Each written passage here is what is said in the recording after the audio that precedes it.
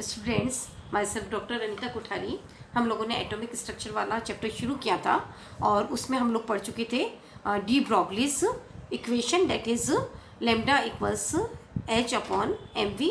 और उसके बाद हमने पढ़ा था Heisenberg uncertainty principle, that is del X into del V is greater or equals H upon 4 pi M. Okay, जो श्रोडिंगर वेव इक्वेशन है, it is basically based upon both these concept because de Broglie says that electron also behaves as wave, है ना। Electron particle की तरह भी behave करता है और वो वेव की तरह भी बिहेव करता है ना। तो ये जो श्रोडिंगर वेव इक्वेशन है, it is the basic equation of quantum mechanics. जो क्वांटम मैकेनिक्स है उसकी ये बेसिक इक्वेशन है, राइट। जो ये इक्वेशन है उसको आप इस तरह से लिख सकते हैं, this is del square del X square plus del square del Y square del del Z square psi plus 8 pi square M H square E minus V psi equals 0। Okay, आप इसको लैप्लाशियन ऑपरेटर है ये पूरा का पूरा, इससे आप भी रिड्यूस कर सकते हैं इस इक्वेशन को। 8 pi square M H square E minus V psi equals 0। Okay, so this is the Schrodinger wave equation. जब श्रोडिंगर ने अपनी इक्वेशन डिराइव की तो उसका जो बेसिक कंसेप्ट ये था कि जो इलेक्ट्रॉन है वो न्यूक्लियस के चारों तरफ बिल्कुल उसी तरह से मूव करते हैं जिस तरह से कि हम जो स्ट्रिंग होती है उसको जब वाइब्रेट करते हैं, यानी हम ये कह सकते हैं कि जो भी इलेक्ट्रॉन्स हैं आपके, वो न्यूक्लियस के चारों तरफ इस तरह से वेव फॉर्म में जब रोटेट कर रहे हैं, ओके, तो वो बिल्कुल उसी तरह से बिहेव करते हैं जिस तरह से कोई हमारी डोरी बंधी होती है, कोई स्ट्रिंग बंधी होती है किसी पॉइंट से ए एंड बी से। ओके, तो आप ये देखोगे कि इस तरह से जो बंधी हुई स्ट्रिंग होती है, अगर हम उसमें कंपन पैदा करें तो क्या होगा कि वो वेव्स बनाएंगे इस तरह की। इसे हम क्या कहेंगे? Stationery waves. क्या कहलाएगी ये? Stationery waves कहलाएंगी। हिंदी में इसको अप्रगामी तरंगे कहते हैं। तो जो इलेक्ट्रॉन जो मूव कर रहा है न्यूक्लियस के चारों तरफ, वो बिल्कुल उसी तरह से बिहेव करेगा जिस तरह से एक स्ट्रेच्ड स्ट्रिंग बिहेव करती है, और वो इस तरह से स्टेशनरी वेव बनाती है। ओके, तो जो स्टेशनरी वेव की जो इक्वेशन है, this can be applied to the electrons moving around the nucleus। okay, तो जो stationary wave equation है, this equation is equals what? psi equals a sin 2 pi lambda। okay, a sin 2 pi lambda, where psi is the wave function, a is the amplitude। ये क्या है? Amplitude है, यानी कि आयाम होता है। और यहाँ पर लैम्डा आप जानते हैं, it is the wave function, wave length, ये तरंग दैर्ध्य है, राइट। अब हम इस इक्वेशन का डबल डिफ्रेंशिएट करेंगे इस इक्वेशन को। तो आप देखिएगा यहाँ पे ये साई जो है, it is a function of Cartesian coordinates X Y and Z and also the time, है ना। इसका एक फंक्शन होता है साई, एंड साई हमें बता रहा है वेव फंक्शन। ओके, तो आप यहाँ कर सकते हैं, इस इक्वेशन को डिफ्रेंशिएट करिएगा, D psi with respect to D X, है ना।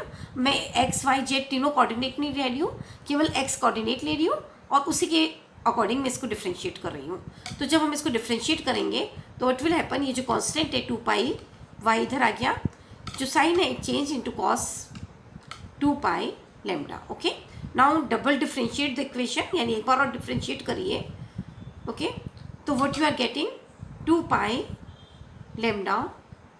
लैम्डा, तो ये बाहर आ गया वापस से, है ना।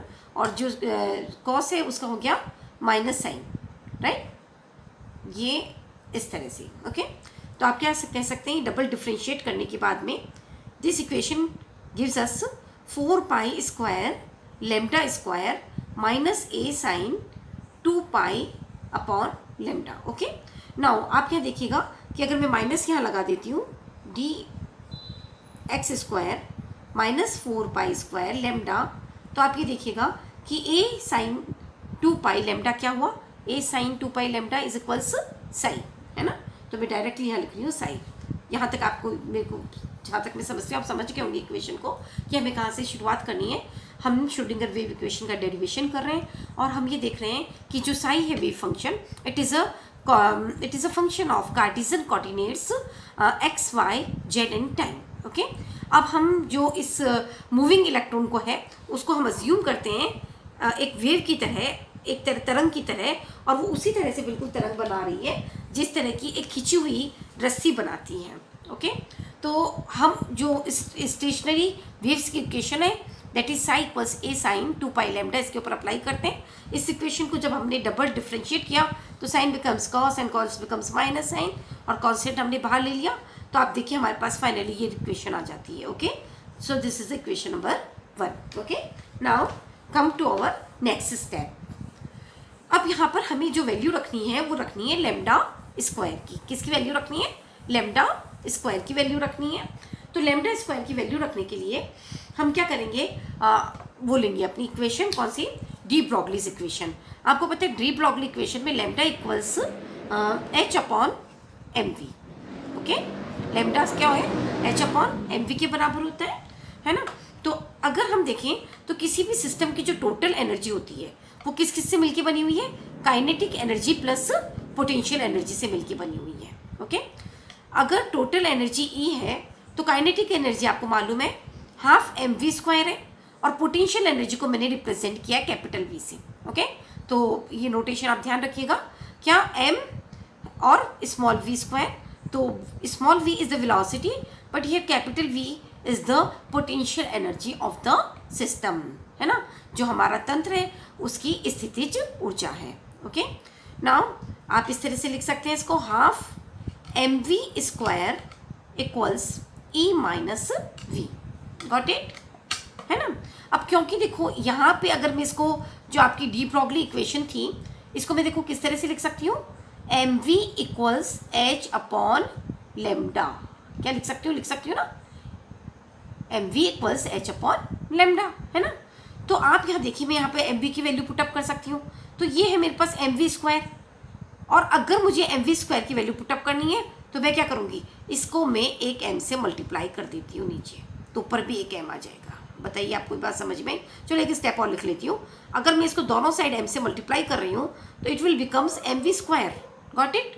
क्या हो गया, ये एक एम मैंने डाल दिया इसमें, तो एक एम मैंने नीचे लिख दिया। तो देखिए both are the same things ना। क्यों? क्योंकि एक एम से कैंसिल हो गया, तो एम वी स्क्वायर ही आएगा। Okay, so this is E minus V. Okay, now put the value of mv square from this equation. Suppose this is the equation number 2, that is the de Broglie's equation, है ना। Equation number 2 से हम इसमें ये value put up करेंगे, तो आप देखिएगा कि हमारे पास क्या आ गया है, ये हमारे पास आ गया mv की वैल्यू क्या हो गई, h lambda square m e minus V. बोलो यहाँ तक आपको समझ में आई मेरी बात, है ना। तो अब आप इसको कैसे लिख सकते हैं, H square lambda square 2m equals E minus V. Okay, है ना। अगर इस इक्वेशन में हमें किसकी वैल्यू रखनी है, हमें लेमडा स्क्वायर की वैल्यू रखनी है ना। तो लेमडा स्क्वायर की वैल्यू आप कैसे लेंगे, लेमडा स्क्वायर को इधर ले जाइएगा, तो what will happen, lambda square equals H square 2m E minus V. बोलो यहाँ तक आपको अच्छे से समझ में आया?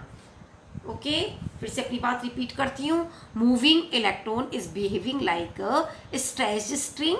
तो जो स्टेशनरी वेव्स की इक्वेशन है हम उसके ऊपर अप्लाई कर सकते हैं, और वो अप्लाई करने के बाद में हमने जब उसको डबल डिफ्रेंशिएट किया तो finally we get this equation here, this equation.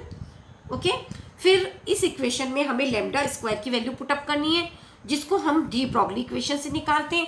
D Broglie equation है lambda equals H upon M V. Okay, तो हम ये कह सकते हैं M V equals H upon lambda, right.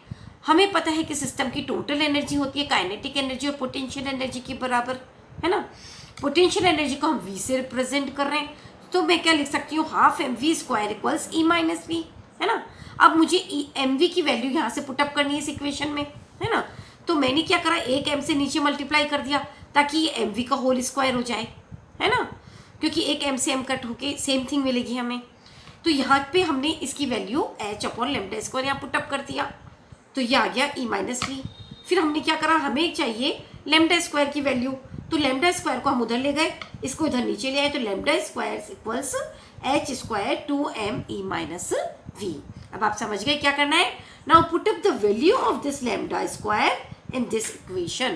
Okay, तो आप देखिएगा हम किस तरह से इसको पुट अप करें और कैसे हमारे को फाइनल इक्वेशन मिल रही है। Put up the value of lambda square in this equation number 1। Okay, तो हम इसकी वैल्यू पुट अप करते हैं यहाँ, D square D X square equals minus 4 pi square. अब लेमडा स्क्वायर की वैल्यू देखिएगा क्या है, H square upon 2m e minus V. ठीक है ना, देखिएगा lambda square H square 2m e minus V, यहाँ ये पुटअप कर दी मैंने, है ना, इनटू साई। बोलो यहाँ तक सही है, हर स्टेप समझ में आ रहा है कि हमने यहाँ पर लेमडा स्क्वायर की वैल्यू निकाली है, ये मानते हुए कि जो सिस्टम की टोटल एनर्जी वो पोटेंशियल एनर्जी और काइनेटिक एनर्जी से मिली है। फिर वहाँ पर हमने एम वी की वैल्यू डी ब्रॉगली इक्वेशन से पुटअप कर दी। क्लियर है बोलो यहाँ तक। तो आप इसे अगेन कैसे लिखेंगे, D square this one D X square equals minus 4 pi square H square, इसको रिवर्स कर देते हैं, into 2m e minus V psi. Got it. यहाँ तक आपको समझ में आ रही है मेरी बात अच्छे से। बस अब nothing is there, you just simplify this equation, that is D square psi D X square equals minus 8 pi square M, multiply कर दिया ना, pi square M H square E minus V psi. Got it. यानी अगर हम इसको इधर ले आए तो D square psi D X square plus 8 pi square M H square E minus V psi equals 0। Got it. इसको यहाँ ले आई तो दिस इक्वल्स टू बी 0। अब आप यहाँ देखिएगा कि कार्टेशियन कोऑर्डिनेट्स कौन कौन से थे हमारे पास, तीनों थे, एक्स वाई और जेड, है ना। मैंने सिर्फ एक्स के रेस्पेक्ट में इसको डिफ्रेंशिएट किया है। अब अगर हम, और इसलिए मैंने जो सिंबल लगाया वो क्या लगाया, कंप्लीट डिफ्रेंशिएशन का, राइट। अगर मैं तीनों कोऑर्डिनेट लूँगी तो मैं क्या लगाऊंगी, एक्स वाई और जेड तीनों लगाने, तब मैं सिंबल लगाऊंगी पार्शियल डिफ्रेंशिएशन का। तो फाइनली जब हम सारा इसमें लिख रहे हैं तो दिस वन पार्शियली डिफ्रेंशिएट करते हुए with respect to all the 3 Cartesian coordinates x, y and z, okay, तीनों के रेस्पेक्ट में मैंने इसको किया है, राइट। तो आप इसके तीनों के रेस्पेक्ट में ये कर लिया, plus 8 pi square M, 8 pi square M H square E minus V psi equals 0, है ना। आपको मैंने ये बताई चुकी हूँ, मैं इसको ऊपर ले लेती हूँ प्लीज़, क्योंकि हमारे पास यहाँ स्पेस नहीं बचा। तो इसे देखिएगा इस तरह से हम लिख सकते हैं, del square del X square plus del square del Y square plus del square del Z square psi, है ना, साई कॉमन निकाल लिया, plus 8 pi square M H square E minus V psi equals 0, है ना। आपको मैंने बताया था this is the Laplacian coordinate psi, ये क्या है, लैप्लासियन ऑपरेटर है।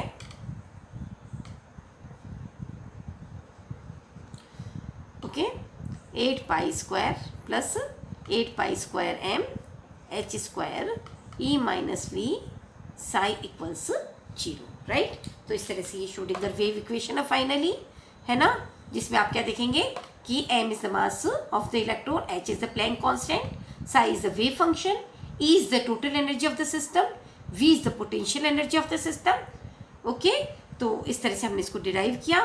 फिर से अपनी बात रिपीट करती हूँ, Schrodinger wave equation is the basic foundation equation of the quantum mechanics, right. De Broglie का जब कंसेप्ट आया ड्वेल नेचर ऑफ इलेक्ट्रॉन, तो उन्होंने बताया कि इलेक्ट्रॉन पार्टिकल की तरह भी बिहेव करता है और इलेक्ट्रॉन वेव की तरह भी बिहेव करता है। उसके बाद हाइजेनबर्ग का अनसर्टेनिटी प्रिंसिपल था, और उसमें उन्होंने कहा कि हम किसी इलेक्ट्रॉन की एग्जैक्ट पोजीशन और उसकी एग्जैक्ट वेलोसिटी को साइमल्टेनियसली डिटरमाइन नहीं कर सकते। इन बेसिस पे श्रोडिंगर ने जो वेव इक्वेशन डिराइव करी उसको हम कहते हैं Schrodinger wave equation, which is the basic foundation of quantum mechanics, right? It is a double differential equation or it is a differential equation of second order, right? So यहाँ हमारे ये complete हुआ, आप इसे पढ़िएगा, फिर हम इसे आगे कंटिन्यू करते हैं। Okay, thank you so much.